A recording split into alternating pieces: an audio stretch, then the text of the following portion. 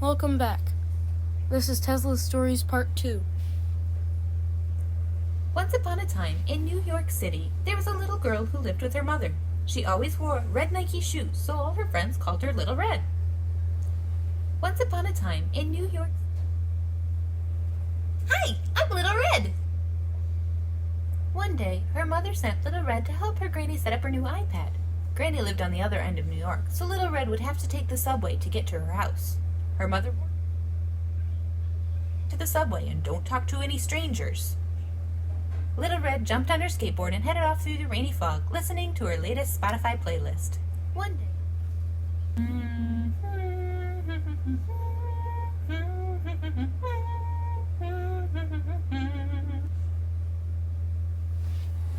As she reached the subway, someone quickly bumped into her.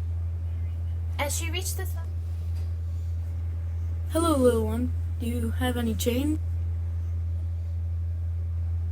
No, sorry, I don't have any.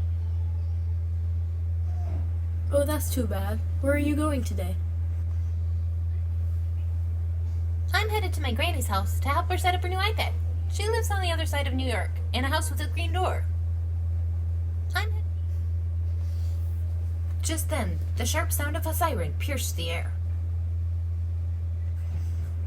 Beedo, beedo, beedo, beedo. Little Red turned back to see the stranger, but he had disappeared.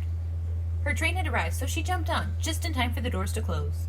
Meanwhile, the stranger had slipped into a nearby coffee shop and pulled out a shiny laptop. A quick search on the dark web told him all the information he needed to know about Granny. One FaceTime call later, and he had convinced Granny he was a poor prince from Algeria who desperately needed her life savings to save his family. Granny was trying to download Venmo to send him the money when Little Red walked in her door. Granny, who are you talking to? Granny.